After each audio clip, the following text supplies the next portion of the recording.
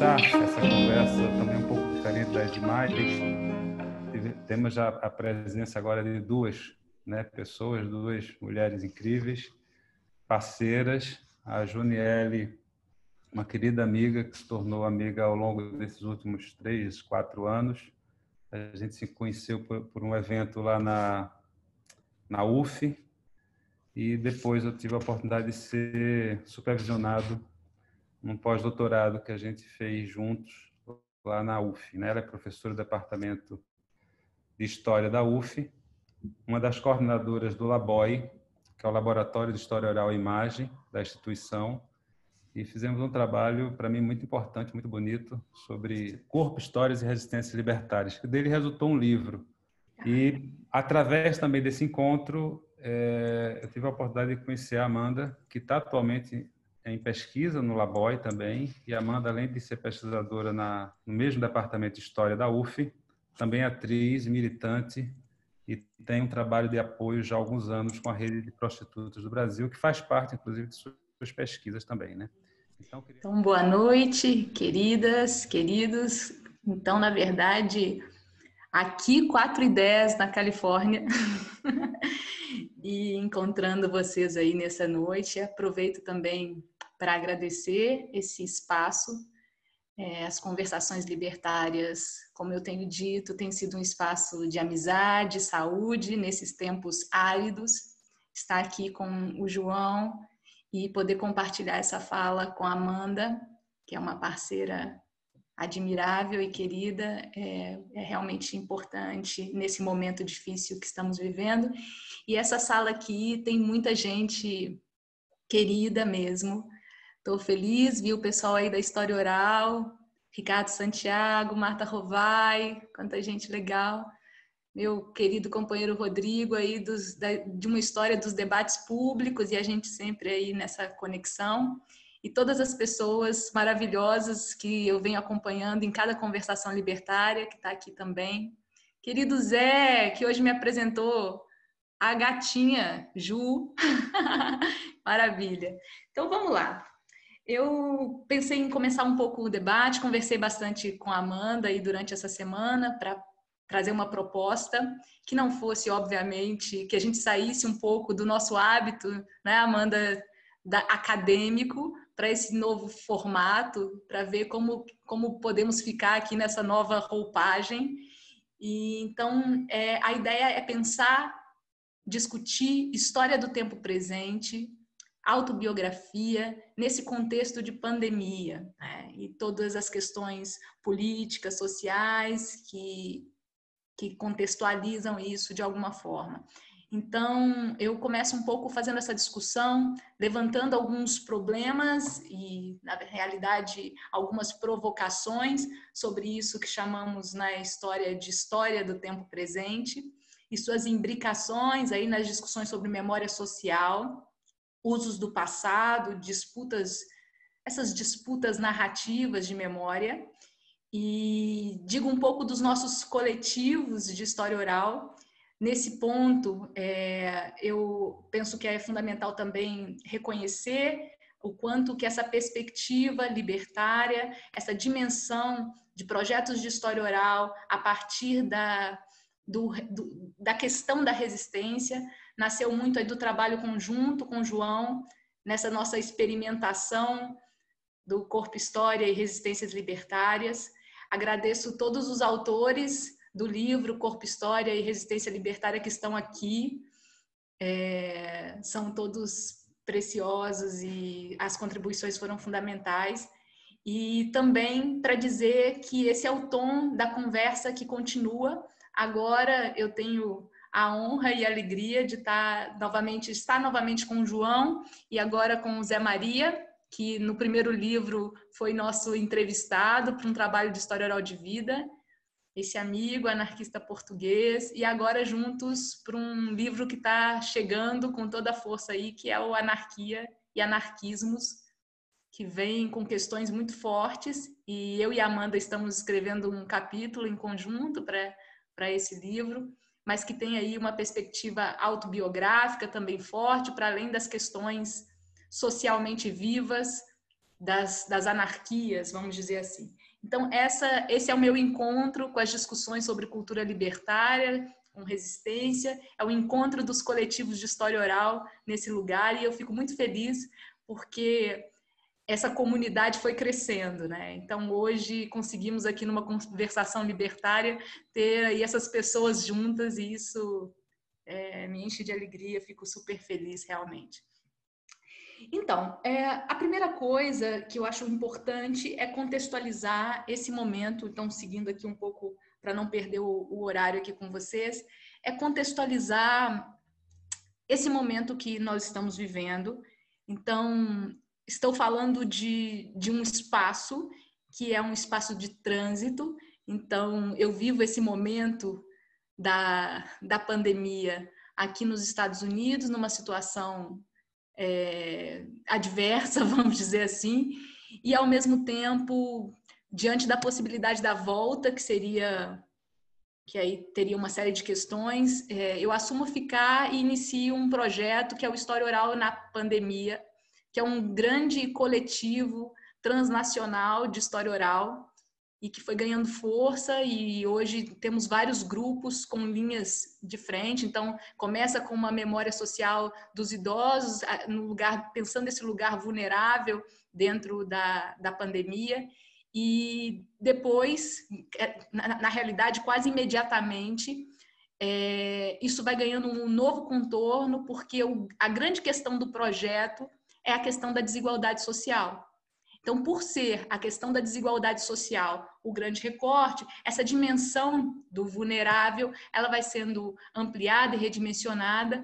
Então, são vários núcleos. Então, por exemplo, na Fiocruz Minas, já tem um trabalho com profissionais de saúde, um trabalho de história oral com profissionais de saúde, figuras que estão trabalhando com operários, trabalhadores da linha de frente, entregadores, funcionários de supermercado, farmácia e tudo mais, ou seja, como foi ampliando. E a Amanda, que daqui a pouquinho vai falar um pouco mais, ela também entra numa frente muito importante, que é a dimensão da pandemia com as prostitutas, e a gente considera um lugar muito importante desse grande projeto, que acaba coincidindo com a tese da Amanda. Quem trabalha com história do tempo presente sabe do que eu estou falando, é tudo redimensionado o tempo inteiro. Então, a Amanda, no meio da tese, também redimensiona e tem que pensar aí a situação das prostitutas no tempo presente. Então, um panorama para vocês desse lugar, do que aconteceu aqui comigo e como esse projeto acaba surgindo. Mas a ideia não é efetivamente entrar e falar do grande projeto, mas pensar as provocações, as discussões sobre tempo presente, memória social, a partir dele, né? A primeira coisa que eu queria dizer para vocês é um pouco o desafio que se coloca ao pensar uma história do tempo presente. A primeira dúvida, a primeira questão que aparece é a seguinte: mas como assim história do tempo presente, né? Se a história é uma ciência ampliada do homem no tempo, é esse homem no passado, no presente e no futuro. É a relação entre as temporalidades, é a percepção temporal que faz aí esse lugar do historiador ou das pessoas que estão atentas a uma história. E principalmente agora, hoje era para ser votado aí, não sei se vocês estão acompanhando o veto do presidente para a profissão de historiador, e era para ser votado hoje, foi adiado por mais uma semana. Então, nós estamos vivendo um momento em que o lugar da história, e acho que temos duas historiadoras aqui hoje para falar, o lugar da história, como sempre, é sempre um lugar de disputa. Nos momentos políticos, essas disputas elas ficam gritantes, e é assim que tem que ser. E durante toda essa semana, essas 2 últimas semanas, para além da pandemia, do verme, da presidência e tudo mais, ainda lidamos aí com os debates públicos sobre patrimônio, sobre história, e ouvimos coisas que não queríamos, muitas vezes, em jornais de ampla circulação. Falta ouvir um pouco os historiadores mesmo nesse momento, E é disso que eu quero falar para vocês. Primeira coisa é que se história é o homem no tempo, nessa conjugação das temporalidades e não necessariamente do passado, toda história é do tempo presente. Toda história se faz no presente. Toda história é reescrita continuamente. Essa é a grande questão. Então, não se trata do medo que se coloca na destruição, por exemplo, de um monumento público. O que importa é o debate público, os usos do passado, os usos da memória e a forma como ela pode ser ressignificada continuamente. Essa é a grande questão. E às vezes nós somos levados e tomados no meio desse caos e da situação a ter uma postura que ela vai oscilar entre sou a favor ou sou contra destruir imagens públicas. E tem uma questão aí que tá além, né? Ou seja, a questão que está além é que isso vai acontecer, isso faz parte de um movimento histórico. A questão iconoclasta de derrubar os monumentos públicos em alguns momentos da história como forma de apagamento, ela é colocada principalmente para governos que querem apagar uma história. A história nunca vai ser apagada, mas outra coisa significativa, que é o que está acontecendo agora, não se trata de apagamento, se trata de ressignificação, se trata de assumir uma nova postura na história, e isso também faz parte da história da humanidade. Então, eu fico realmente muito preocupada quando colocam os movimentos sociais num trabalho seríssimo, né, que está questionando a homenagem em praça pública, né, dos colonizadores, dos comerciantes de escravos, de dimensões racistas, misóginas, assumir que isso é um apagamento. Isso não é um apagamento. Isso é uma ressignificação dentro de um processo que é um processo de luta. É muito diferente de um governo autoritário que vem e quer apagar as coisas para não deixar vestígios do que foi feito, da miséria que foi feita para garantir aquele tipo de governabilidade, vamos dizer assim, aquele poder que se instaura. Então, dito isso, eu sinto que essa é a grande provocação para essa conversação de hoje. Saindo desse mote, nós podemos pensar a força de uma história que é reescrita continuamente no tempo presente e os desafios dessa história. Para não perder aqui o meu lugar nessa discussão, a gente precisa pensar que uma coisa é história, outra coisa é memória, mas as duas coisas elas são super íntimas. Não existe história sem memória, não existe memória sem história. Então, discutir memória social é fundamental nesse processo. E para quem está muito apegado na operação historiográfica, vamos dizer assim, é uma questão de inversão também. Da mesma forma que eu estudo o passado pelo presente, eu posso estudar o presente pelo passado. É o jogo de temporalidade que faz essa reescrita da história.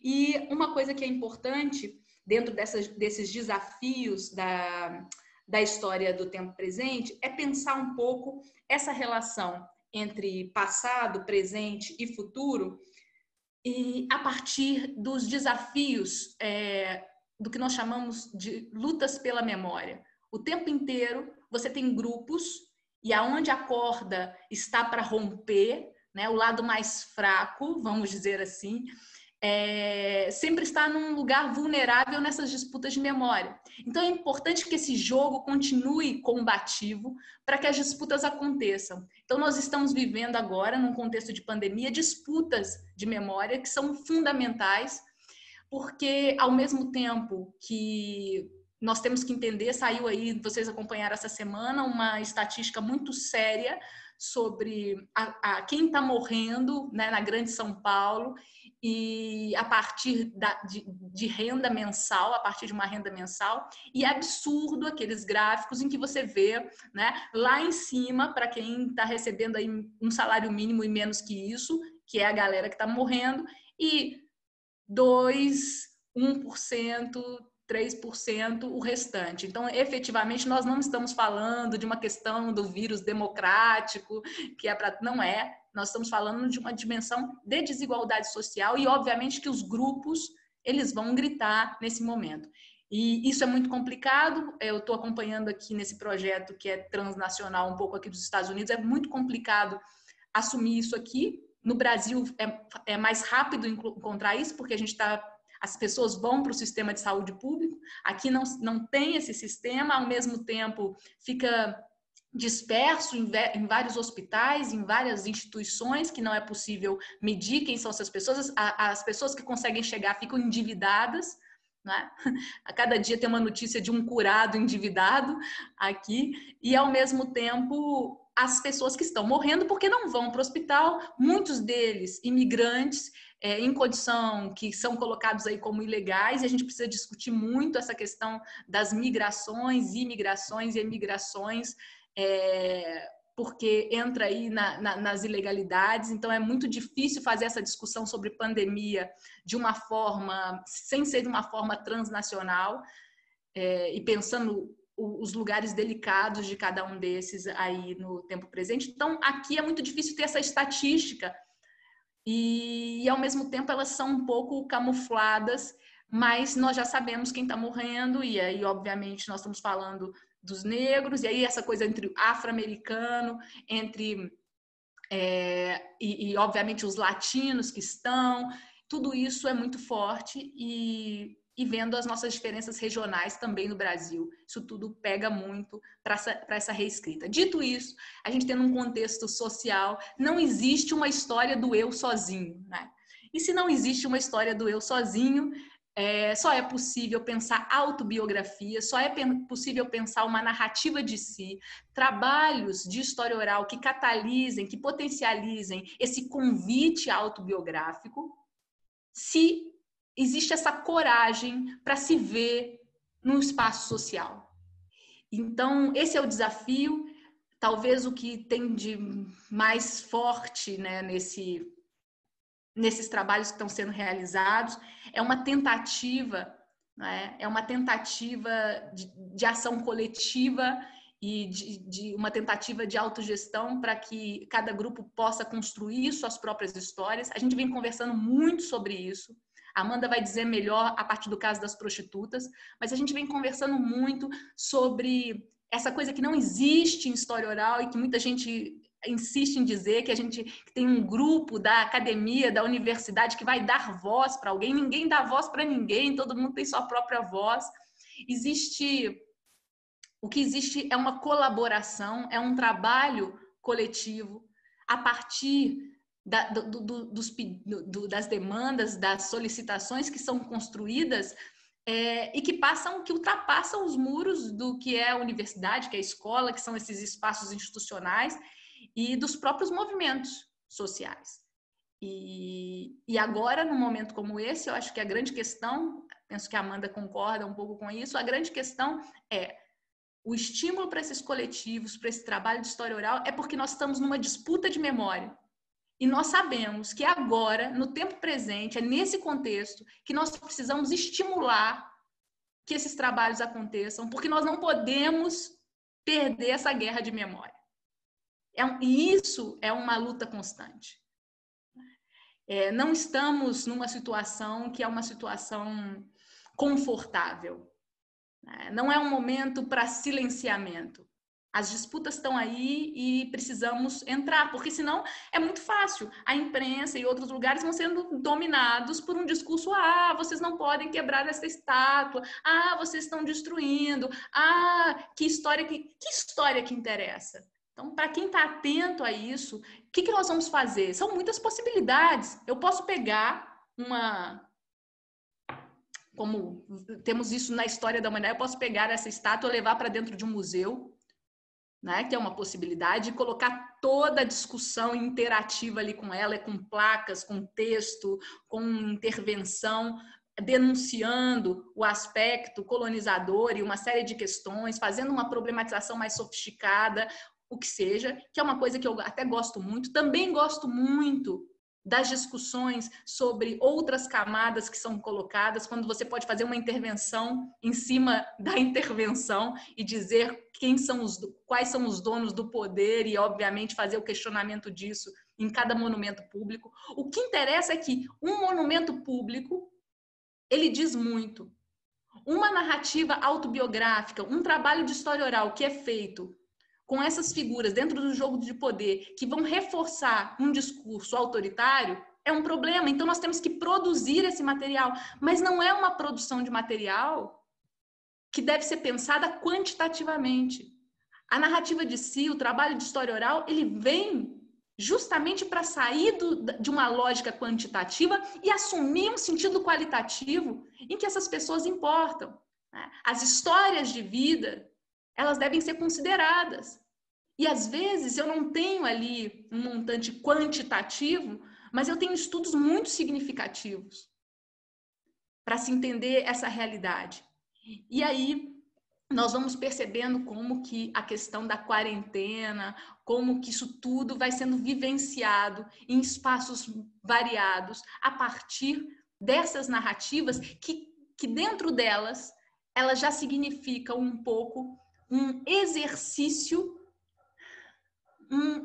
eu não vou dizer, não é uma coisa de autoconhecimento, não é isso, mas é um exercício, é uma pedagogia de si, é um pouco um autoentendimento do seu lugar social. Todas as pessoas que topam, que aceitam um desafio biográfico, elas se colocam um pouco na relação com o outro.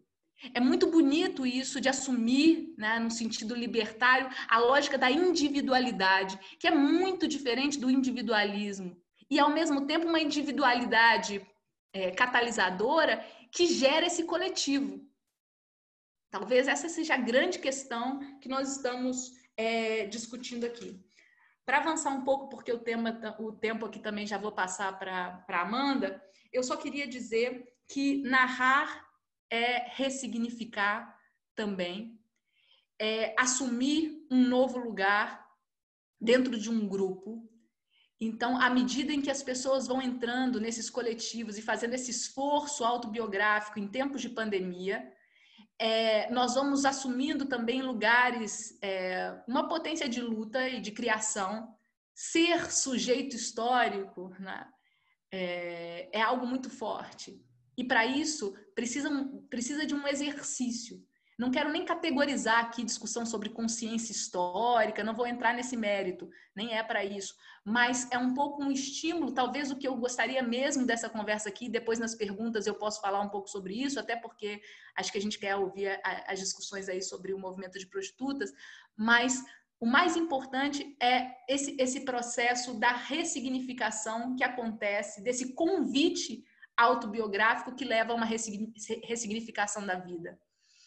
E eu acredito muito nesses coletivos de história oral, acredito muito nos trabalhos que têm sido realizados, e principalmente em trabalhos como esse que a Amanda realiza, que são trabalhos de apoio mútuo e de uma relação muito direta com os grupos, sem entrar numa lógica muito distante de uma lógica salvacionista, em que você tem alguém da universidade que chega para... Não, muito pelo contrário, em que as pessoas vão se encontrando e vão criando uma nova forma de fazer e gerando acervos, não pelo quantitativo desses acervos, mas buscando uma análise, uma forma para pensar essa relação passado, presente e futuro a partir das memórias sociais. Então, não quero ficar entrando muito em conceitos, espero ter provocado um pouco para que depois a gente possa conversar um pouco mais e para ser aqui bem leal e com o tempo e passar para a Amanda. É isso. Obrigada, João. Muito obrigada pelo convite. Eu sou uma entusiasta da conversação, né? Então, é muita alegria estar aqui. Que bom que ainda tem algumas próximas edições. Muito feliz também estar aqui com a Juniele, que é uma grande parceira de experiências libertárias de vida, de projetos de história oral, mas também é minha orientadora, né? Tenho muito orgulho de dizer isso. E, bem, a Juniele, acho que ela fala com bastante qualidade, né, sobre a relevância de se trabalhar com a história oral e a história do tempo presente nesse momento de pandemia. sobretudo nessa busca por ampliar essas narrativas de pessoas e grupos vulnerabilizados nesse contexto, de disputar essas narrativas e disputar essas memórias. E é nesse sentido que eu trago um pouco da minha escuta e do meu encontro com o movimento de prostitutas através dos projetos de história oral, tanto iniciado no mestrado, na dissertação, como agora que segue no doutorado. E, bem, eu acho que as prostitutas, elas é bem importante trazê-las aqui, porque elas também estão invisibilizadas nas estatísticas, elas também estão ausentes das grandes mídias, mas elas estão produzindo narrativas, elas estão com fôlego também para narrar as suas experiências.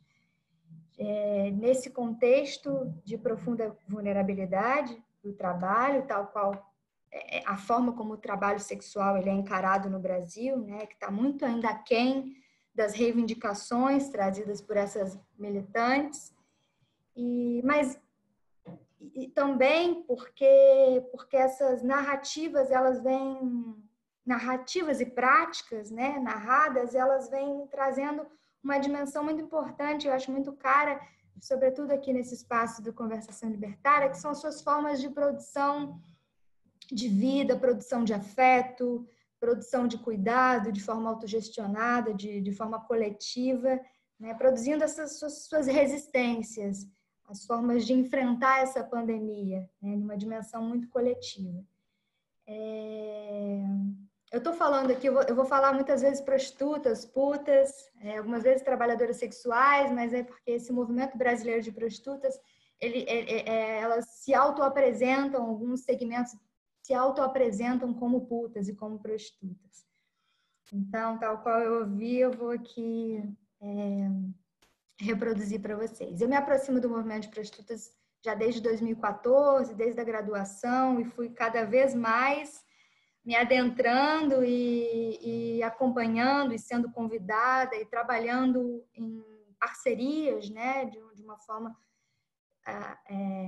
de um diálogo profundo entre o movimento social e a academia e outros parceiros, muito pelo compartilhamento. E segui no mestrado com a dissertação da História Oral de Vida de Lourdes Barreto, que é uma das fundadoras do movimento de prostitutas, junto de Gabriela Leite já falecida. E essas duas puta-mulheres, elas fundam o movimento de prostitutas em 87, e eu vim acompanhando a trajetória de vida de Lourdes, né, no mestrado. E Lourdes também foi me apresentando esse movimento, me autorizando, e juntas eu acabei ganhando também outras companheiras de militância, outras parceiras que são as militantes que eu vou trabalhar com elas agora eu venho trabalhando, né, na pesquisa de doutorado. Para ter uma noção básica, o movimento de prostitutas ele funciona em redes, são 3 grandes redes nacionalmente, mas ele se capilariza pela sociedade desde o final da década de 80, através do funcionamento das associações em diversos estados do país, de norte a sul do país. E essas associações fazem um trabalho de prevenção sexual, de promoção da autoestima, de organização da categoria, dentre uma série de outras atividades, né? O movimento ele é criado reivindicando os direitos das prostitutas, cidadania, trabalho, mas também uma profunda denúncia da violência de Estado, da violência policial. E é um movimento que ele é fundado nos anos 80, junto dos movimentos negros, dos movimentos feministas, dos movimentos LGBTs, mas o que eu acho que fundamentalmente eu acho bem interessante é porque ele foge um pouco dessa gramática de luta, desses repertórios de luta dos movimentos sociais de esquerda. E ele escapa dessa racionalidade política dos movimentos, né, contestatórios, e ele se apropria da prostituição, do imaginário da prostituição, de uma forma muito positivada. Então, é um movimento que trabalha muito com deboche, com erotismo, com a positivação, inclusive, da palavra puta, né? E eu acho que isso deve muito a Lourdes Barreto e Gabriela Leite, que magistralmente elas conseguem trazer um pouco das relações que elas estabelecem nas zonas, nas esquinas, enquanto putas, e levam isso para a política. Então, os papéis das prostitutas, né, essa ambiguidade de jogo de feminilidade, de sedução, é trazida para a política. E isso é bem importante eu dizer para a gente entender como funciona, como elas vêm narrando as suas formas de fazer política nesse contexto de pandemia. Bem, e aí eu acompanhando o movimento de prostitutas, eu ouvindo as narrativas dessas mulheres militantes atualmente no contexto de pandemia, inicialmente, né, agora através de áudios de WhatsApp, lives e conversas, num momento ainda de um mapeamento dessas narrativas para que posteriormente a gente consiga avançar com entrevistas presenciais e com melhor sistematização dessas narrativas, né, num acervo, através desse projeto de história oral da pandemia, que o Juniele falou. Mas aí eu venho escutando essas mulheres narrarem suas experiências nesse momento agora, trazendo muitos os sentidos de vulnerabilidade e precariedade do trabalho, né? As dificuldades enfrentadas tanto na dimensão individual dessas mulheres, majoritariamente mais velhas no movimento, e que vem relatando as suas dificuldades em casa, na família, mas também numa dimensão coletiva. Nas experiências vivenciadas nos trabalhos das associações, né? Na assistência às outras trabalhadoras sexuais. Então, é um pouco do que a Juniele falou, desse lugar da narrativa de si, que traz uma dimensão coletiva também, enquanto elas vão se posicionando enquanto sujeitos históricos. E aí o que elas narram é que nem todas as trabalhadoras sexuais estão conseguindo estar em quarentena, né? Nem todas estão conseguindo estar em casa, sem esse risco das ruas. E majoritariamente são mulheres, mães solteiras, chefes de família, né? E elas não conseguiram um auxílio, nem todas conseguiram esse benefício emergencial, então elas acabam indo para as ruas. Numa das lives recente, eu escutei uma trabalhadora sexual dizer uma coisa mais ou menos assim, né? As pessoas acham que a prostituição é um trabalho de vida fácil, é um trabalho de dinheiro fácil, mas, na verdade, é um dinheiro rápido, né? Não é nada fácil, mas por vezes é um dinheiro rápido, porque elas não precisam trabalhar todo mês para receber o ordenado, elas podem fazer o programa ali e momentaneamente aquele dinheiro já é retornado e elas podem investir, levar para casa, comprar um leite, enfim, essa dimensão da prostituição é importante para a gente entender por que elas também estão trabalhando agora, né? Algumas têm que trabalhar. E, bem, aí para a gente ter uma noção, assim, em geral, a prostituição no Brasil ela não é ilegal, né? Ela, apesar das tentativas de criminalização, que a gente pode falar posteriormente depois, acho que não cabe aqui agora, mas é um trabalho legal, mas por conta do estigma histórico que afeta essas mulheres, dentre uma série de outros fatores, se torna um trabalho precarizado, né? Um trabalho vulnerabilizado, principalmente pelo fato de você não ter uma regulamentação desse trabalho, coisa que o movimento já vem tentando, uma pauta muito cara ao movimento. Mas também é preciso lembrar que, embora não seja reconhecido como um trabalho na legislação trabalhista, uma conquista do movimento foi em 2002, inserir a prostituição como uma ocupação no rol das classificações de ocupação do Brasil. Então, ele consta na classificação brasileira de ocupações, na CBO, pelo número 5198, né? Mas ainda não dá conta da complexidade desse trabalho nas ruas e boates, enfim, das muitas formas que ele se manifesta. E talvez, se a gente pensar, se esse trabalho fosse reconhecido, regulamentado e valorizado, talvez elas pudessem ter uma maior seguridade agora nesse momento de pandemia, né? Então, esse é um pouco o quadro da dimensão de vulnerabilidade tanto na esfera individual como na esfera coletiva, ou seja, também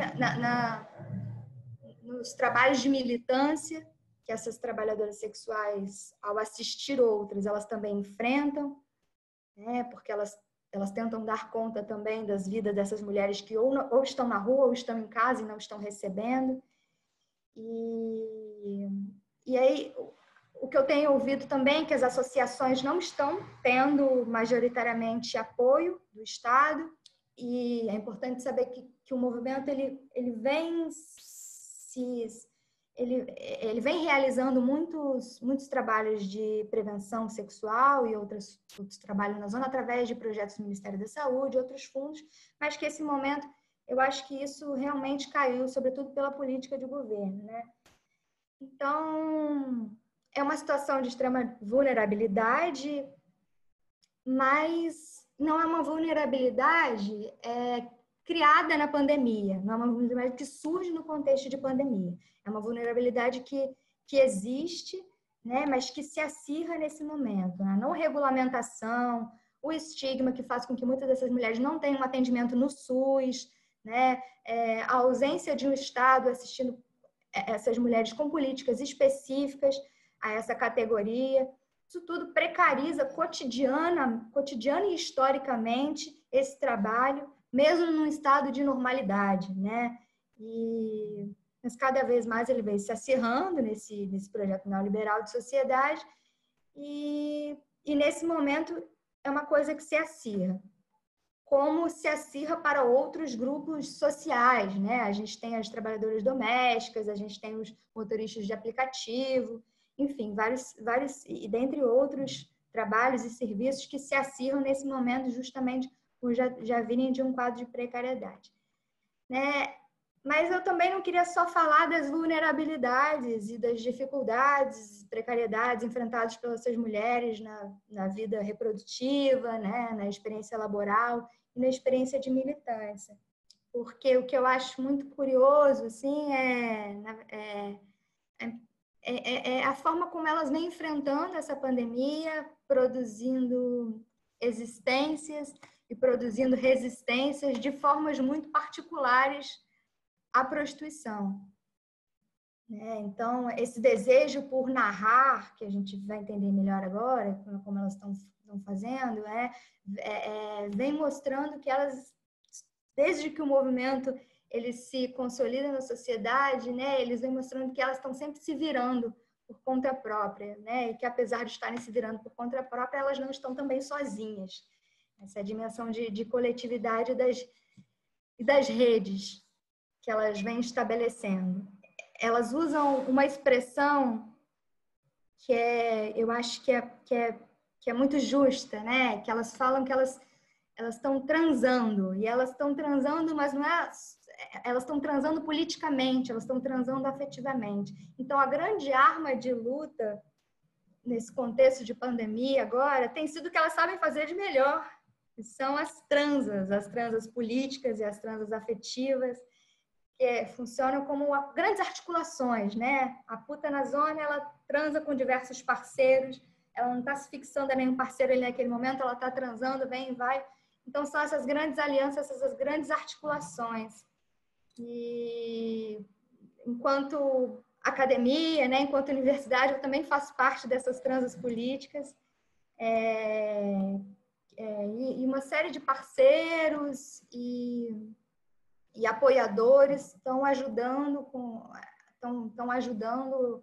a viabilizar os donativos, as cestas básicas, as máscaras, os produtos de limpeza, as vaquinhas para pagar os aluguéis, as contas de luz, etc., das associações, né? Então, tem uma série de demandas para a vida no trabalho, mas também nas associações que elas estão ali num jogo de cintura, buscando uma série de apoios de parcerias, né? E se utilizando de parcerias já existentes. Além do fato de que elas vêm relatando também, e trazendo fotografias para a gente, das experiências delas nas zonas. Então, quando elas vão na zona de máscara, trazer os donativos, elas relatam também a dimensão do afeto, de mostrar para a trabalhadora sexual, muitas vezes, que está na zona, que ela está ali, né? Esse contato olho a olho, isso também é uma forma de acolhimento, né, entre a categoria. Também tem as casas de apoio. No Rio de Janeiro, em Copacabana, a gente tem a Casa NEM, que é um espaço LGBT, espaço de acolhida de pessoas trans, de pessoas LGBTs e de trabalhadoras sexuais. Em Belém, o coletivo Coisa de Puta relata também outras casas, outros espaços de apoio, né? Então, essas transas políticas vêm permitindo esses espaços, mas também tem as transas afetivas virtuais, que estão pululando nesse mês de junho agora, que é um mês muito caro ao movimento de prostitutas, porque o dia 2 de junho é reconhecido como Dia Internacional das Trabalhadoras Sexuais, das Prostitutas, na França, em dia 2 de junho de 1975.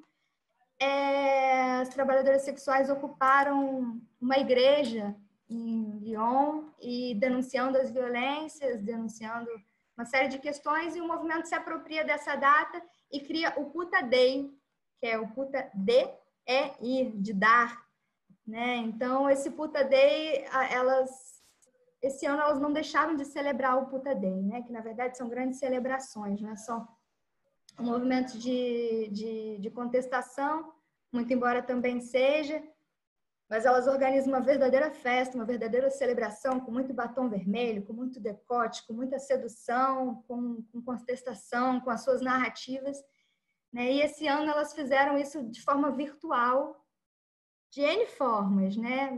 E nesse momento surgiu o primeiro fórum das trabalhadoras sexuais. As esquinas são virtuais e também se incidem. E além dos diálogos, né, dos encontros, que é essa perspectiva do encontro, que para essas militantes é bem importante, elas falaram poesias e denunciaram, narraram suas experiências, né? Também teve um outro evento, foi Existimos e Resistimos. Teve o Luz Vermelha, que embora não contou na programação do Puta Day, ele vem nesse contexto, que foi no dia 12 de junho, que é o Dia dos Namorados. As prostitutas, elas são convidadas a falar sobre afetos, sobre namoros, sobre afetividade, sobre amor, desconstruindo também a noção de que prostituição é só sexo, né? Prostituição também é afetividade, prostituição também é amor. E, bem, vai ter um próximo encontro, depois eu posso passar para vocês também, não organizado por um movimento, mas que elas são convidadas, vocês também podem ouvir elas em suas próprias vozes. E para ir fechando um pouco, queria trazer essa experiência, essas narrativas do movimento de prostitutas, né, que a despeito de estarem invisibilizadas numa grande mídia, né, elas estão ávidas assim para contar, né, as suas experiências, para narrar, mas eu acho que sobretudo pela essa dimensão de reinvenção da vida, que é muito singular desse movimento, de exercícios de práticas de liberdade, de tomadas de fôlego nos momentos de coletividade, seja virtual, seja ali na zona, dessa dimensão do afeto, né? E ao mesmo tempo não perdendo o bom humor, não perdendo a positividade, mesmo quando elas relatam que uma companheira ou outra faleceu, né? Elas têm uma força, um fôlego pela essa dimensão da existência que é muito forte, assim. E uma das trabalhadoras sexuais relatou nesses dias, né, que o movimento de prostitutas ele tem uma coisa que é bem característica, que ela não viu em nenhum outro movimento, que ele não força nenhuma das militantes a pautar determinada pauta que esteja em voga, né, a comprar aquele discurso, que é um movimento que tem a paciência e a sensibilidade de esperar até que essas mulheres entendam e se sensibilizem com essa pauta, né? Eu achei isso muito generoso, eu achei isso muito libertário, né? Por fim, esse é um pouco do panorama desse primeiro momento de mapeamento, de escuta dessas narrativas, né? Ainda que através dessas redes, WhatsApp, etc., mas em que os sentidos de vulnerabilidades e resistências, eles aparecem muito fortes, assim, ambas as coisas, né, com muita força, mas também retomando o tempo todo uma memória do movimento de prostitutas, de um histórico de vulnerabilidades e resistência, né? Uma coisa que não é de agora, uma coisa que vem sendo falada desde 87, quando o movimento é fundado, né? Então, posteriormente, a gente vai fazer um trabalho de aprofundamento dessas narrativas, né? E de organização dessas memórias, e quem sabe no futuro próximo também como elas vão ser reelaboradas e quais os sentidos que vão aparecer para esse momento vivenciado no agora, né? Entendendo que é isso, a forma de narrar suas próprias vidas no passado, elas são influenciadas por esse contexto de pandemia, por essas experiências da ordem do agora, né? Essas experiências que partem do presente. Eu acho que é um pouquinho isso, acho que já chegou no meu tempo e a gente vai falando e desdobrando mais esse assunto. Queria agradecer demais. Obrigada aí. Maravilha. Amanda e Ju. Só dar uma outra informação para contextualizar, que no início eu terminei passando. A Juniele falou que está nos Estados Unidos, né? A Juniele está por ocasião de um pós-doutorado na Universidade de Berkeley, né? E foi pega aí pela pandemia, o que, em certa medida, limitou um pouco a sua estadia aí, né? Mas só para contextualizar as pessoas que talvez não saibam. E o livro que eu tinha citado inicialmente, falei meio rápido, errei o nome, na verdade chama Corpo, História e Resistência Libertária. Ele está editado pela editora Letra e Voz. Bom, a gente vai então passar para as questões. Só duas questões me suscitaram a fala de vocês duas. Essa questão que você falou, Ju, do apagamento da história, né? Isso na trajetória dos anarquismos é especialmente caro, né? Não só pela direita, como pela esquerda marxista, sempre fizeram questão de colocar o anarquismo como condição pré-política, como condição menor. Então, nós sofremos isso cotidianamente, né? A existência dos anarquismos, desde trajetórias de vida até enquanto movimentos sociais, mas também poderia falar aí uma série de outros apagamentos, né? Os capoeiristas também. A capoeira é eminentemente história que se passa através da oralidade, porque quase sempre ela foi esquecida ou escanteada. Então, acho importantíssimo essa pinçada que você traz, né, sobre esses apagamentos, que há uma intenção política aí por trás, em escrever uma certa história.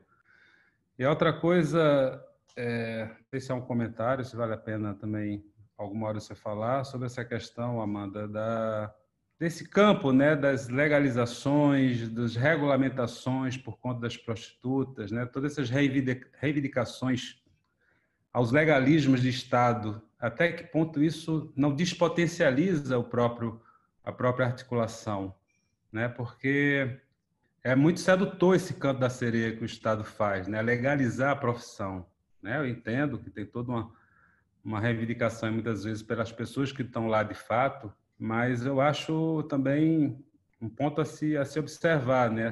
Também ter um olhar crítico aí, porque o que tem também em termos de alguns subsídios, entre aspas, ao exercício da profissão, tem também uma perigosa captura, né, que às vezes, ao fazer parte, né, ao entrar nesse jogo estatal, termina às vezes diminuindo sua potência. Queridas amigas, gostei muito da vossa comunicação, porque ela é muito atual e pertinente. A Juniel pôs como problemática que é a história do tempo presente e articulado com aquilo que se chama pandemia, para além do medo e da ignorância, uma situação histórica que provavelmente jamais vivida, que é o ser social. Ele só pode ser social se ser biológico. E o ser biológico só pode ser biológico se for ser social. Para tentar lutar contra a pandemia, a diferentes níveis, a única capacidade que a espécie humana tem, agora falo a espécie humana, não vou falar de capitalismo, nem de Estado, nem de classes sociais, nem de povo, nem de gente pobre, nem de gente rica, a história temporal, a história do tempo presente diz que não pode, se formos pensar que essa relação social, ela começa na procriação, passando para a família, para a comunidade, para as redes sociais, para aquilo que chamam pátrias ou povos, para aquilo que chamam continentes, a nível mundial, realmente há aqui uma situação bastante crítica que todo e qualquer tipo de ação coletiva, se não for no sentido da vida e não da morte, está completamente equivocado. A análise da Ju acho muito pertinente, mas agora vou para a Amanda. Amanda, eu considero, por alguns, eu não digo vivências, mas estudos que fiz, e por aquilo que ia me dar a parecer, que existem 4 grandes categorias de prostitutas ou prostitutos, porque os prostitutos também existem. Bem, são as velhas, são os velhos, uma categoria, são as bonitas e as novas, e os bonitos e os novos, são as putas e os prostitutos, digamos, de elite, que têm, porque são geralmente acompanhantes, e há uma categoria que está a emergir e que justamente, em certa medida, ultrapassa ou supera as perversões daquilo que é a pandemia, que é o sexo virtual. Portanto, eu queria perguntar à Amanda se os grupos que conhece, se elas, em vez de irem para a rua ou para a floresta, ou para dentro dos automóveis, para se prostituir, se elas não estão a produzir aquilo que chama a pornografia e a sua venda a nível mundial.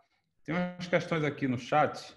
Pergunta se em uma sociedade anárquica haveria prostituição, ou a prostituição é fruto do sistema majoritariamente capitalista. Juniele, querido, os projetos de história oral, posicionados e comprometidos com a história pública, são potências de transformação coletiva, afetam as comunidades, afetam o nosso fazer, afetam nossas forças de escuta. Então, agradeço as perguntas. É sempre bom ouvir a Amanda, e essa pesquisa aqui é incrível. E a gente nesse desafio aqui não acadêmico, né, Amanda? É maravilhoso também. E quero responder o João, o Zé, e na verdade nós estamos com pessoas muito queridas aqui, com muitas historiadoras, e Ana Mauad, Marta Abreu, e o comentário que o João leu é da Marta Rovai, que é a nossa parceira também aí, porque as duas são Marta. Desculpa. Mas maravilha, maravilha. Então, eu vou tentar voltar um pouco nessa discussão sobre ressignificação e apagamento, porque isso é muito sério e acho que é a nossa oportunidade aqui também para redimensionar isso, porque foram feitas algumas falas em jornais como a Folha de São Paulo e outros muito complicadas, porque não pensavam não colocaram essa ressignificação e fizeram mais um questionamento como do absurdo que poderia ser qualquer ressignificação da história num momento como esse, e nós sabemos que não dá para fazer absolutamente nenhum movimento repressivo, não é o que queremos, não é o que desejamos é o movimento da história. E é muito diferente o apagamento, quando existe uma finalidade política em que o objetivo é não deixar vestígios dos crimes e absurdos cometidos, né? E outra coisa são as disputas pela memória. Então, acho que o João traz uma questão que é fundamental e é um exemplo muito vivo justamente do que nós estamos colocando como questão aqui, que é a força das narrativas autobiográficas, das histórias, das narrativas de si, para romper processos de silenciamento. Então, na história dos anarquismos, é muito comum a gente ter essa questão. Não sei, acho que Érica Sarmento estava aí, com o pessoal que também estuda uma história do anarquismo século XIX e pensam isso muito bem, mas no caso da Érica, ela pode dizer melhor a partir da Espanha, das discussões sobre Espanha e Revolução Espanhola, porque temos uma série de apagamentos que são colocados e a disputa de memória, ela acaba sendo muito complicada.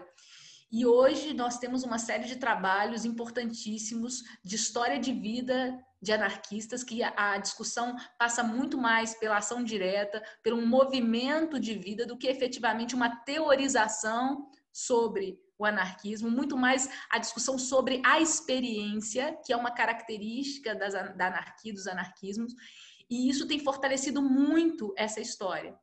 Então, essa proposta, inclusive, agora dos textos que estão chegando para o anarquia e anarquismo, passam tanto por aí, assim, como que esse processo de ação direta, de experiências de autogestão, de experiências coletivas, que são a força para essa ressignificação da história. Então, isso também é uma forma de movimentar, né? É você entender que o apagamento aconteceu e fazer a ressignificação. Então, no caso, por exemplo, no que diz respeito às discussões de racismo, misoginia e tudo mais, muito mais esse movimento de luta, de buscar esse espaço de construção, do que efetivamente a dimensão de apagamento. Então, esse medo, ele é um medo absurdo. A gente estava falando um pouco sobre essas dimensões de resistência libertária. O João tem trabalhado muito a perspectiva da soma, e a gente está aqui nesse espaço falando da soma. É sempre bom falar do Roberto Freire, de tudo isso que nos inspira. Mas essa semana o João finalizou aí, enviou um vídeo sobre essa perspectiva pedagógica da soma e tudo mais, trazendo uma discussão que é muito importante, né? Ou seja, as dimensões, as questões repressoras, essa história da repressão, ela está colocada. Os movimentos de resistência é que dão a potência criativa e a possibilidade da criação de uma nova história. Ser autor da própria história, ser sujeito histórico, passa por essa mesma pedagogia libertária, vamos dizer assim. Estou fazendo uma analogia para que a gente possa entender a importância dessas narrativas autobiográficas, a importância desses coletivos de história oral, desses grupos que estão fazendo todos esses trabalhos para dizer qual história queremos. Que é muito trabalho que a gente faz de uma história pública, de uma história do debate público no Brasil, né? Ricardo estava aí também, assim, essa preocupação com qual história queremos e entrar nesse jogo e dizer, obviamente, aonde a corda está rompendo. Então, essa dimensão dos apagamentos é muito séria. O que o Zé trouxe sobre história do tempo presente, pandemia, essa relação entre o ser social, o ser biológico, como essas coisas estão super imbricadas, né? Traz novamente a dimensão do contexto que eu comecei dizendo, ou seja, o nosso contexto é um contexto neoliberal, dentro de uma cultura política autoritária. Eu falando daqui, posso dizer para vocês que essa briga, quem que é pior, Bolsonaro ou Trump, não é nem a questão. Ou seja, a gente está vivendo uma fase em que essa luta política ela está acirrada. Todos os desafios que se colocam para as dimensões de frente ampla e, ao mesmo tempo, a necessidade disso. E é isso, assim, assumir nessa história do tempo presente essa nossa condição social que não é desintegrada do contexto, né? E a Amanda terminou a fala dela dizendo algo muito importante, que ao fazer aí esse exercício da narrativa de si, o exercício autobiográfico, essa aprendizagem narrativa, o quanto que a gente observa as nossas resistências cotidianas, as práticas de liberdade cotidiana.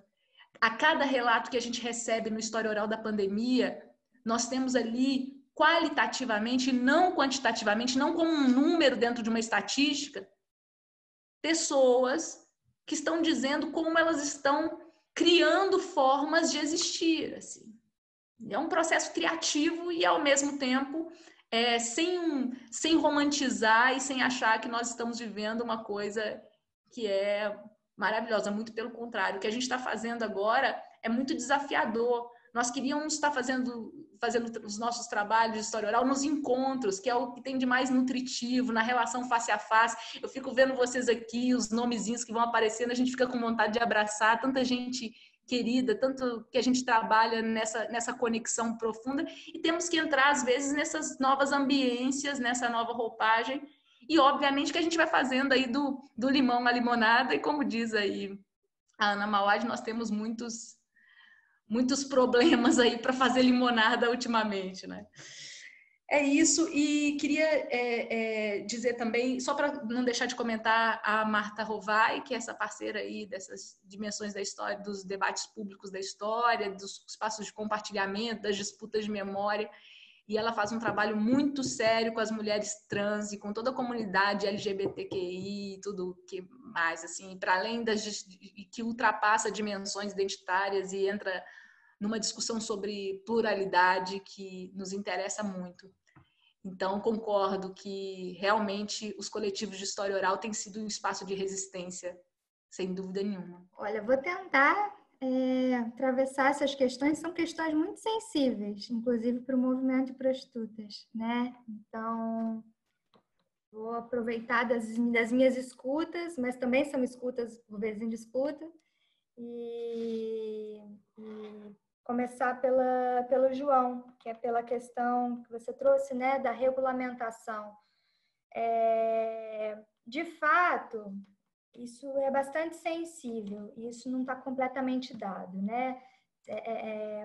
Grande parte do movimento de prostitutas, são 3 redes no Brasil, mas grande parte ela deseja essa regulamentação. Mas por quê, né? Porque o trabalho sexual, ele já é profundamente depreciativo. Essas mulheres são historicamente, né, vulnerabilizadas, estigmatizadas, mas o grande inimigo, assim, das prostitutas, eu acho, o grande violador, né, não são os clientes, né, como a gente costuma pensar, na verdade, como elas vêm narrando para a gente, mas o grande inimigo aparece na figura do Estado e da polícia, né, e a ambiguidade do trabalho sexual através da legislação, ou seja, uma legislação, eu não tenho tanto domínio desse assunto, mas a gente não tem um artigo que versa sobre a proibição da prostituição. Então, a prostituição, em tese, ela é legal no Brasil, só que a gente tem uma série de outros artigos que vêm criminalizando o entorno da prostituição, né? Então, o lenocínio, ou seja, a exploração desse trabalho, ela é criminalizada.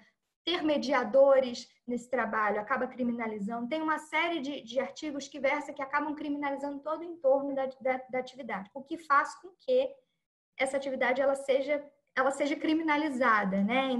Indiretamente, ela acaba criminalizada, porque as prostitutas elas não podem ter uma casa para trabalhar, porque isso acaba sendo o Estado e uma série de atores acaba alegando que tem cafetinagem, que tem exploração, né? Então, isso acaba inviabilizando o trabalho sexual e elas acabam tendo que ir para a rua, o que para elas é muito mais vulnerável, uma vez que elas estão suscetíveis a uma série de coisas. Então, elas narram que gostariam muito de ter casas onde elas pudessem trabalhar. E por que não essa figura da cafetina? Por que não ter alguém que gerencia essa casa e que, através da lei, se estabeleça uma determinada quantia para que elas não sejam exploradas economicamente e não sexualmente? Elas trazem muito essa discussão da diferença entre exploração sexual e exploração econômica, né? Elas entendem que elas vivenciam, por vezes, explorações econômicas, de estar numa casa em que a pessoa, por ser ilegal, a pessoa cobra o valor que quiser e elas têm que trabalhar sob essa quantia. Né? Mas isso não seria uma exploração sexual, porque elas não estão sendo ali, estão na ordem econômica. Então, assim, isso é uma questão que traz muitos desdobramentos, mas o movimento participou da elaboração do PL, o último PL, que é de 2013, que é o PL Gabriela Leite, inclusive, que leva o nome de uma das fundadoras do movimento de prostitutas, levado para tramitar pelo Jean Willis. Já havia, desde 2003, um outro PL também, mas ambos esbarraram e não conseguiram, né, não foram viabilizados, e elas têm essa demanda ainda emperrada, né? E para elas é importante por conta disso. Como a legislação era tão confusa, ela gera uma série de ambiguidades que favorece, inclusive, a polícia pegar de qualquer jeito, tratar de qualquer jeito, né? Elas seria até uma defesa ao Estado, né, também, mas é uma questão ainda em disputa. mas a forma como, eu acho importante destacar que elas, inclusive, elas ajudam a elaborar as diretrizes, né, do PL, como elas ajudaram a elaborar as diretrizes da classificação na CBO. Sobre a questão apontada pelo Zé, né, olha, Zé, você traz uma questão muito interessante, porque, de fato, talvez essas 4 categorias, elas existem, mas elas não são tão bem fixadas, eu diria. Né? Tem algumas pesquisas que já mostram, por exemplo, como você tem uma circulação de prostitutas do que seria a elite, entre a elite e o baixo meretrício. Tem casas de elite e casas, né, mais populares de prostituição, entre espaços na rua de uma e de outra.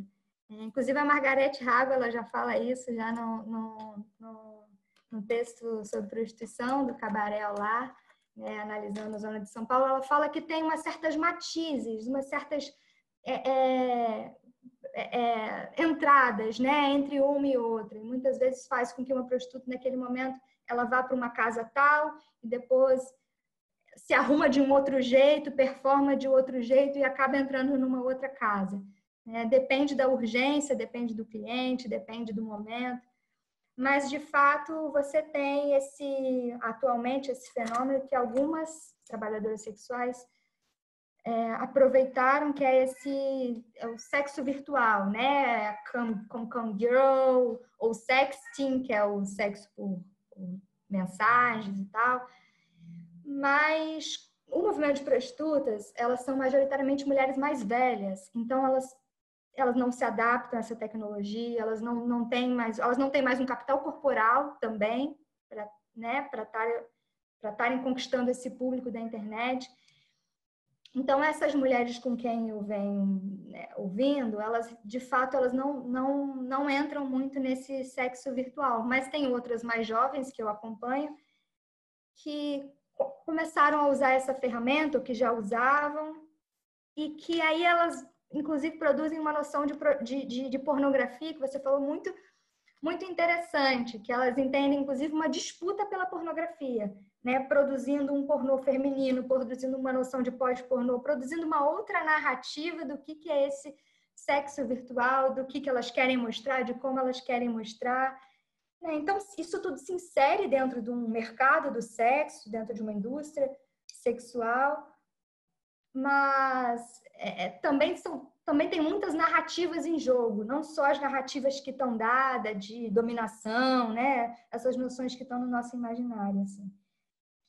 Não sei se eu respondi, mas mais para a gente pensar junto um pouco dessas noções que estão, né, sendo disputadas também, né? A prostituição, ela também está em disputa. Está ouvindo? Estou. Não, eu estou... Você mergulhou dentro da coisa, eu não estou a pôr em questão a sua narrativa. É o que eu acho, por exemplo. E pela via virtual, isto é muito mais possível de fazer que pela via real. A via real tem a moral. Ela se vende como essa civilização completamente hipócrita, porque o escravo até nem se vende. Toda a gente se vende, os professores, toda a gente se vende. Mas aqui é a moralização do corpo, do interdito, daquilo que é o nu, pronto, não pode ser visível, daquilo que é traição, está a ver? Bem, conclusão, o que é facto é que nem são as próprias prostitutas que elas fazem os seus próprios vídeos. Há uma indústria montada, portanto, autênticas empresas transnacionais que fomentam essa prostituição e da homossexualidade, tudo, transexualidade, travestis, tudo. Tem entre pais e filhos, incesto, tudo. Isso é uma narrativa quase como se vende computadores. A ver? E, portanto, como profissão, até as prostitutas e os prostitutos têm mais probabilidade de substituir historicamente do que um serralheiro mecânico ou com um eletricista. Por razões várias, porque portanto, todo esse processo está automatizado pela via das novas tecnologias. Pronto, mas eu gostei imenso, era só para perceber, porque com a pandemia, o que eu vejo aí é que o contacto humano Quer dizer, aquilo que é causa e efeito, eu respiro, eu sou causalidade de pandemia, tenho que me fechar em casa ou tenho que, eventualmente, quer dizer, usar máscara. Bem, eu penso que, por essa via, a prostituta e o prostituto podem ser, de facto. Agora, na rua de São Paulo ou aqui em Lisboa já é mais difícil. Está vendo? É porque eu estou a falar só no efeito da pandemia. Quer dizer, no desemprego da própria profissão e na precarização da vinculação contratual dos prostitutos e das prostitutas. Isto é uma tragédia. Quer dizer, a pessoa não pode ser social, não pode ter contacto, mas não pode fazer sexo. Só se começar a usar uma máscara em todo o corpo, quer dizer, não sei como é que é. Mas, e no estúdio... Dá para fazer sim, Zezinho. Pronto. Tá bom. Jeitinho a gente chega lá. A gente chega lá, anarquia, sei lá. Com cuidado, rola. Com cuidado. Eu acabo... Muito obrigada, Zé. Muito obrigada. Mas é isso mesmo. Isso, de fato, traz uma experiência, um impeditivo, né? A essas trabalhadoras. Afeta profundamente. Algumas conseguem se adaptar, outras não, né? O que eu tenho ouvido muito é que a grande maioria não, na verdade. Até porque pressupõe esse encontro, né? Para elas, o afeto, para algumas... não digamos para todas, mas para algumas o afeto e o sexo ali, eles também são duas faces que não estão tão dissociadas assim. Né? Por fim, eu vou responder o Renan, né? Acho que o Renan que fez a pergunta. Olha, ele pergunta, né? Na anarquia... cadê? Eu não estou achando aqui. Uma sociedade anárquica haveria prostituição? Olha, eu não sei. Tem uma frase... ou a prostituta é fruto de um sistema majoritariamente capitalista. Tem aquela frase célebre, né? Que a prostituição é a profissão mais antiga do mundo, né? Existiam sacerdotes, existiam prostitutas e tal. De fato, a prostituição podemos dizer, uma das práticas mais antigas do mundo. Você tem a prostituição chamada prostituição sagrada, né? Desde a Grécia Antiga. Mas a prostituição, enquanto fenômeno como a gente conhece, né, essa troca sexual por serviço, essa troca de serviço sexual por dinheiro e outros bens, ela se acirra e ela é entendida, tal como a gente vem falando aqui, no sistema capitalista. Mas numa sociedade anárquica, não sei, depende muito das relações de desejo, de como a gente lidaria com a nossa sexualidade, com os nossos desejos. Elas falam muito isso, que principalmente a Lourdes, que é minha grande interlocutora do mestrado, que o espaço, que a prostituta muitas vezes funciona como psicóloga, como realizadora de fantasias, e às vezes as fantasias são conversar, as fantasias são falar de coisas. Né? Então, eu acho que é uma coisa muito mais profunda do que só trocar o sistema. O que seria trocar o sistema? Seria também repensar as nossas formas de relação, de sexo, de afetividade, de falar das nossas fantasias. Eu acho que passaria por aí, assim. Não, eu vou tentar ser o mais breve possível, mas é uma pergunta, uma para a Juniela e outra para a Amanda. Para a Amanda teria várias, cara. Eu gosto... Eu nem chamo de trabalhador, assim, eu gosto dessas pessoas que a gente encontra na noite, que consegue viver coisas que são um pouco fora do que se conhece como normal, mas para a Juniela, assim, eu tenho um problema muito sério com a palavra ressignificação, significado. Ela sempre me remete a alguma coisa de sagrado ou de ressacralização, enfim. Mas como você falou das questões em torno da derrubada de monumentos, né? Eu lembrei de uma coisa que eu queria te ouvir sobre isso, que é como que esses atos de rua, eles vão também, assim, inscrever uma espécie de ruína da cidade moderna e tal. Eu me lembrei de uma imagem muito legal que eu li uma vez num trabalho sobre junho de 2013, que durante as barricadas, enfim... se usava muito as pedras portuguesas das calçadas para atacar contra as tropas de choque. E que isso era né, assim, era quase como um movimento de abrir a cidade para respirar do que estava, coincidentemente, né, na verdade não coincidentemente, sob pedras portuguesas, né? Quer dizer, que tinha tudo uma relação com a colonização. E aí eu fiquei lembrando de uma coisa que o Foucault fala no É Inútil Revoltar-se, bem no final, que ele fala que, assim, que é preciso, ao mesmo tempo, espreitar por baixo da história o que a rompe e agita, e vigiar por trás da política, né? Então, se talvez esses acontecimentos de derrubadas de estátuas e tal, eles não teriam mais a ver assim com um movimento tipo de contra-história mesmo, do que propriamente de dar visibilidade ou de ressignificar qualquer coisa, né? Que teria uma espécie de niilismo positivo nisso, né? Uma coisa assim de que a ruína é o único espaço sobre o qual alguma coisa pode se produzir. Em resumo, eu acho muito legal, acho que tem que derrubar o Borba Gato, o puxa-puxa, a porra toda tem que... Mas que me preocupa quando ele vai nesse lance assim de que, então, é uma história meio falsa que nos contaram e a gente vai ressignificar para contar o que seria a verdadeira história, e aí isso é meio sem sentido, pelo menos para mim. Para Amanda, cara, eu curti muito sua pesquisa, eu acho muito interessante. Agora, tem vários problemas em torno disso, né? Da questão da prostituição. Teve uma história até meio engraçada que ocorreu em São Paulo, numa feira de livro anarcofeminista, que umas radifem disseram que não podia ter puta, porque...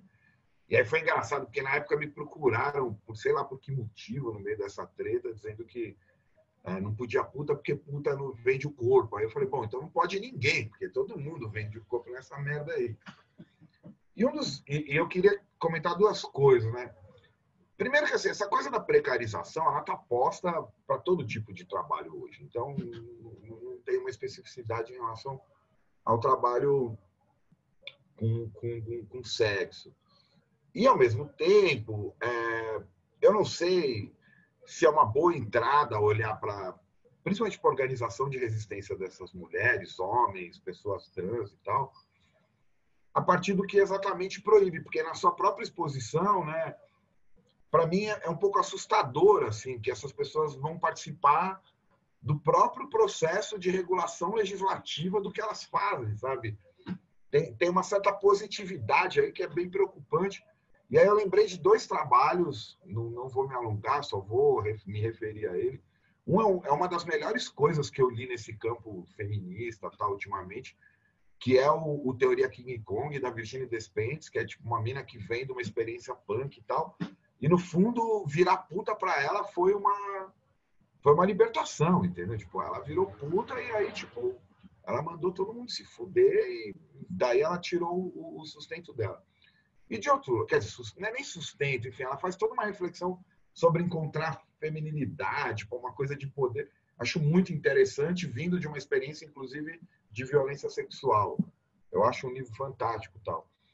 E o outro é um trabalho de doutorado da PUC, da Eliane Quinotti Carvalho, que estava aí na sala, que está aí, deve estar ainda, chama Sexo no Mercado, Produção de Verdades, Desejos e Moral, que é precisamente, que vai ao encontro do que você estava colocando, que assim, tem uma positividade do trabalho com sexo virar um empreendedorismo de si, assim, né?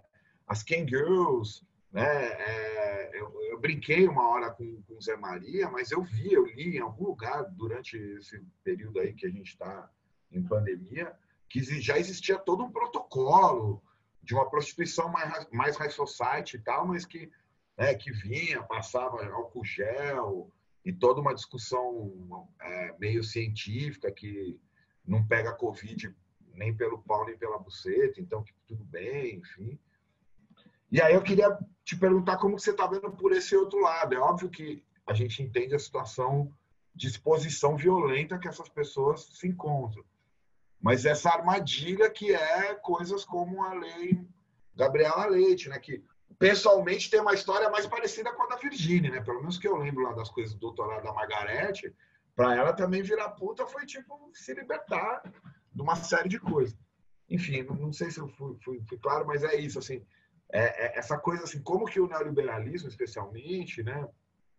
Ele não está muito preocupado se a sua atividade lucrativa é dar aula ou ser puta, entendeu? Ele está preocupado com a sua disposição de se tornar um empreendedor de si, seja como professor, seja como prostituta ou prostituta. Então, eu acho que a questão que o Acácio traz se encontra um pouco com a que a Ana Mauad colocou lá no chat. Estou muito feliz aí, o pessoal do Laboratório de História Oral e Imagem chegando junto.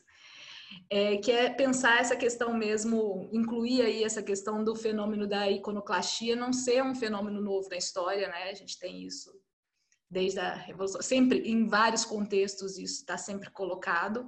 E a Ana diz essa coisa para cada estátua destruída vai aparecer alguém para defender. São as disputas sobre os usos do passado por cada presente pretérito. É isso, é uma discussão sobre o uso do passado, sobre os debates públicos que se colocam.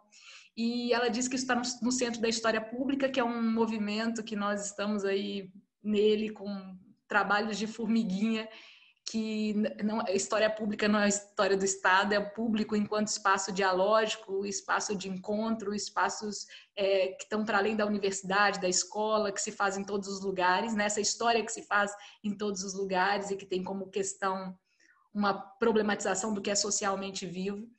E traz essa questão da disputa da memória, pensando a cidade aí como esse espaço de rascunho de algo que está sendo o tempo inteiro reinventado. E eu acho que essa pergunta da Ana acaba se encontrando com a problematização, com essa discussão que a Acácio traz, né? Porque, Acácio, quando você fala de contra-história, eu gosto da ideia e gosto muito de sair desse lugar de verdade e mentira, né? Quem vai conseguir tirar algo para colocar algo que é verdade e como vamos assumir e vamos, de alguma forma, ocupar esse espaço público com uma outra verdade. Eu também acho que não é por aí. Mas, por outro lado, se te incomoda a ressignificação, e eu entendo, me incomoda o contra-história também. E incomoda por uma questão que parece direta, né? Assim, efetivamente, o que a gente está... Vou ser muito honesta com vocês. Para o historiador, é sensacional quando acontece isso, da cidade ser tomada dessa forma, desses lugares, desses símbolos, desses ícones serem recolocados, porque é aí que acontece o debate público.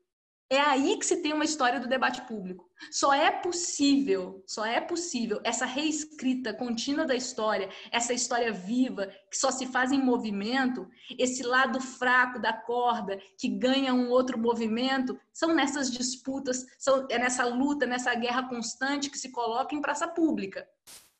Então, para o historiador que está atento à construção da memória social, isso é um verdadeiro banquete em que a gente está, ao mesmo tempo, como sujeito histórico, e muitos nessa militância, nesse lugar, e também como analistas, que também tem que ser colocado, né? E está vendo o debate público acontecer. Então, me interessa muito esse debate público. O que estou chamando de ressignificação é exatamente isso, é assumir a noção de movimento, de trânsito, dessa cidade que ela não é colocada como uma verdade, ou seja, o tempo inteiro ela é reconstruída. É muito interessante tomar essa cidade como rascunho, como um lugar que está sendo recolocado, e ao mesmo tempo, quais são as discussões, né, do que não queremos, né? Que eu falei muito de qual história queremos, e ouvindo o Acácio me faz pensar um pouco assim, qual história não queremos.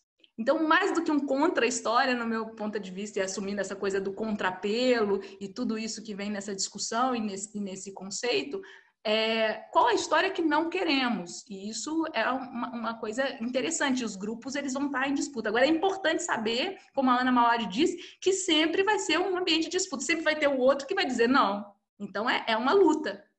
É uma luta que se coloca. Então, no meu ponto de vista, e acho que isso é algo que deveríamos afirmar para uma história do tempo presente, é a força de uma história do debate público, dessa história que está em movimento, dos sujeitos históricos que estão em ação, que não é possível para nenhum analista dizer de fora, isso não deve ser feito, o que devemos fazer com isso, o que podemos fazer. Não.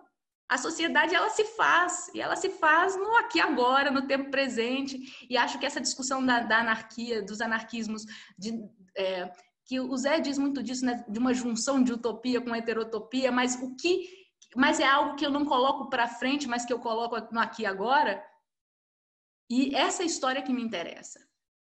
É esse sentido presente da história que me interessa. Então, de alguma forma, estamos dizendo algo aí, e essa ressignificação, por mais que para mim está muito longe de discussão de sagrado e de lugar inabalável, é justamente, talvez, buscar um termo que diga mais do sentido do movimento, dessa construção que se faz aqui agora.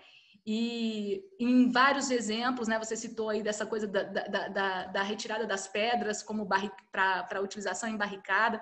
Nós temos vários exemplos, né, desde um clássico de se estabelecer... O Chile, no final do ano passado, né, cara? Derrubaram vários.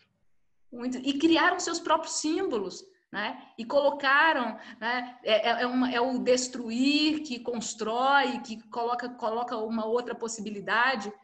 O que eu acho absurdo, para ser bem direta, é a ideia do apagamento, que geralmente é feita por governos autoritários, por grupos dentro de uma lógica neoliberal, que seja, que querem ficar numa postura acima da briga e tentar efetivamente dizer que aquilo não está acontecendo. Eu acho que num momento como esse a gente precisa ver o que está acontecendo e literalmente ver quais são os grupos, o que eles estão fazendo, e não colocar no mesmo balaio. Né? Não dá para colocar no mesmo balaio extrema direita, extrema esquerda, dizer são extremistas e o problema é a discussão de violência. Não, a gente já sabe que a violência faz parte da ação política. E não tem mais como ter esse medo ou esse receio, principalmente nesse momento que a gente vive. Responder a Ana primeiro, que a resposta da Cássia é mais complexa. Mas a Ana colocou ali no chat, né, Amanda, como o impacto da pandemia está sendo trabalhado pelos coletivos de prostitutos e quais as expectativas em relação a esse novo normal? Olha, Ana, e assim, eu preciso ser bem honesta, porque eu ainda, do lado de cá, enquanto pesquisadora também, apesar desse espaço compartilhado, essa escuta atenta, eu ainda não consegui captar, eu ainda não consegui compreender, ainda não me chegou essas estratégias, né, muito bem urdidas, assim. Eu acho que elas estão tendo que lidar com uma avalanche de questões da ordem do agora, da urgência de alimentar, né, as trabalhadoras que estão nas ruas, as trabalhadoras que estão em casa. Então, eu vejo elas se fortalecendo. Eu vejo elas se fortalecendo como associações, mas eu também vejo elas se fortalecendo enquanto redes. O movimento tem 3 redes nacionais. E cada uma, por exemplo, para a gente ter noção das disputas, né? Cada uma se autodenomina de um jeito. Então, tem a Rede Brasileira de Prostitutas, tem a Articulação Nacional dos Profissionais do Sexo, tem a Central Única das Trabalhadoras Sexuais, numa subversão aí da CUT, numa entrada na CUT.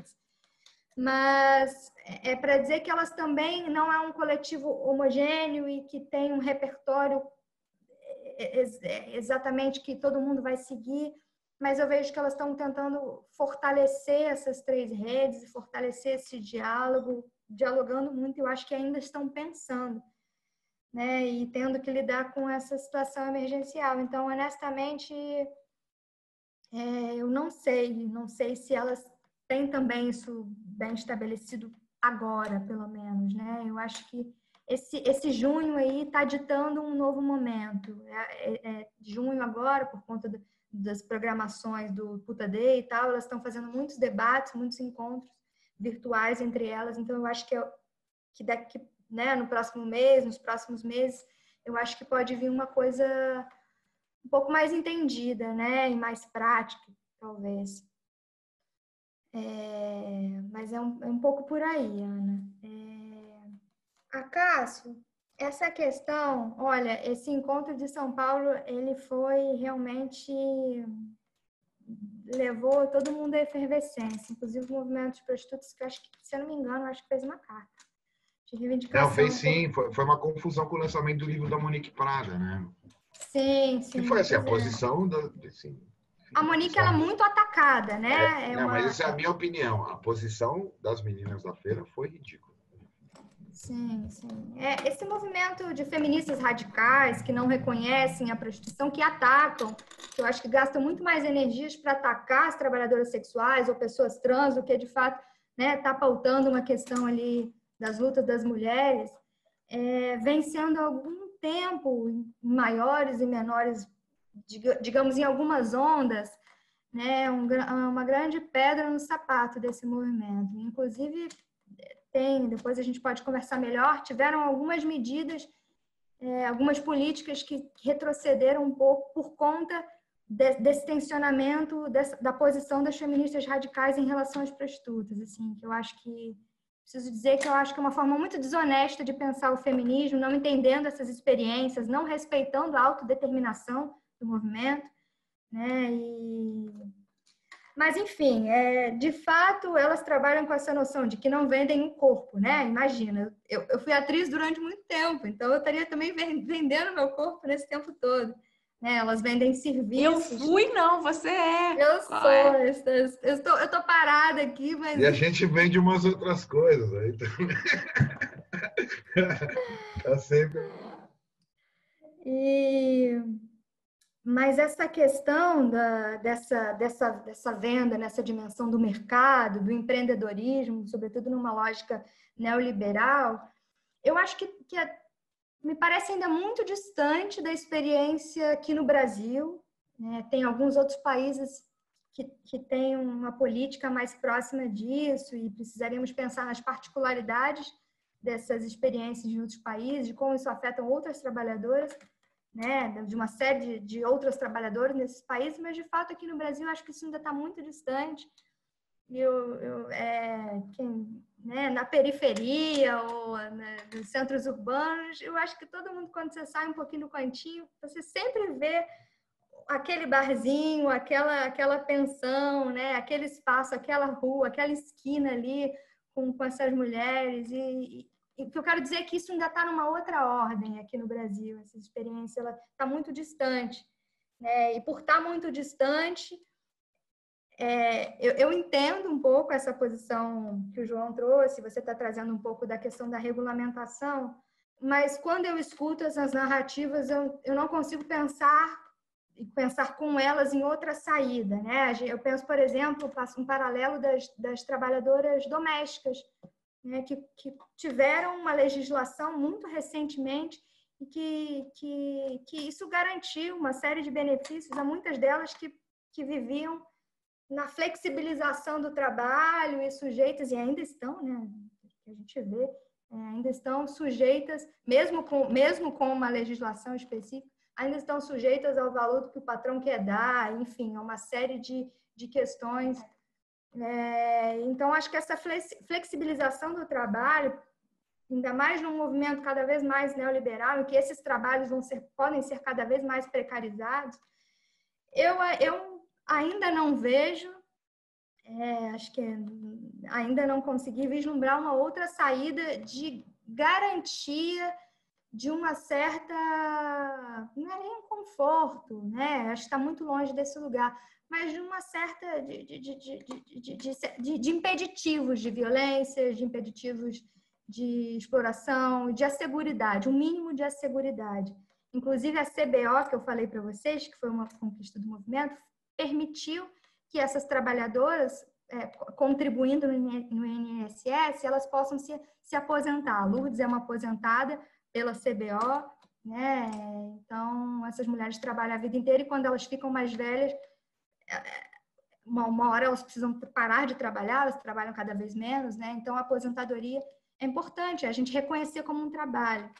Nesse sentido, eu não vejo uma outra saída, por enquanto, a saída que está dada, né? E que já está sendo tão difícil, a duras penas, elas estão, né, tentando a todo tempo reaver esse PL da Gabriela Leite, que é o mais formulado aos seus moldes, mas que ainda não conseguiu, né, vingar. E por último, assim, acho que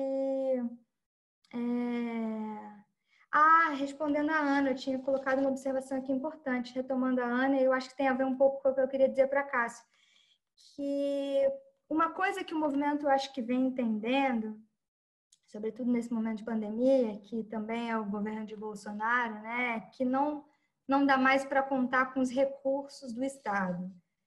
O movimento de prostitutas, ele desde a década de 80, ele se estabelece muito em diálogo também com o Estado, com o Ministério da Saúde. O primeiro planejamento para o HIV/AIDS, né? o primeiro planejamento, projeto de sexual, de HIV, de prevenção de HIV/AIDS, DST, ele é feito em apoio com as prostitutas. Então, elas não só entraram nesse lugar, como elas conseguiram mudar algumas formas com que as prostitutas e a população LGBT era tratado pelo projeto piloto, né? Então, elas decidiram ser tratadas e entenderam que era importante ser tratadas não só como grupo de risco, né? Mas também como sujeitas, como direitos humanos, e começam a entronizar a discussão de direitos humanos na discussão de prevenção. Mas por que eu estou falando isso? Porque o Ministério da Saúde foi, durante muito tempo, um desses parceiros de transa do movimento de prostitutas. Mas elas transam de uma forma tão particular que elas não deixam se enquadrar, né? Elas estão o tempo todo tensionando. E quando essa transa não é mais legal, elas também sabem romper, elas também sabem negociar e não queremos mais transar. E o que eu queria trazer é que nem sempre esse diálogo com o Estado, pelo movimento de prostitutas, justamente porque foge um pouco da gramática da esquerda, ele deixa essas mulheres serem capturadas. Porque eu acho que elas têm tanto uma expertise de ambiguidade, de essa coisa da zona, que elas levam para a política, então elas têm umas saídas ali estratégicas. Mas o que eu queria dizer para a Ana, assim, é que eu acho que um entendimento é que talvez não dê mais para contar realmente com esses projetos, com esse diálogo com o Estado, com o Ministério da Saúde e outras, né, em outras instituições nesse momento. Assim. Isso acho que tem sido um entendimento mais coletivo. Mas acho que era isso. Sobre essa questão assim das eventuais capturas, eu até sugeri, tem uma conversação libertária da Lúcia Soares, que estava até pouco tempo aqui também, sobre esse tema das capturas ligado às comunidades LGBTA+. Ela tem uma análise interessante, chama Políticas Identitárias, Linguagens e Resistências. Está lá nas Conversações Libertárias, que é um tema realmente dá pano para manga, né? Mas olha, Juniele e Amanda, muito obrigado pela presença de vocês. Saúde e liberdade.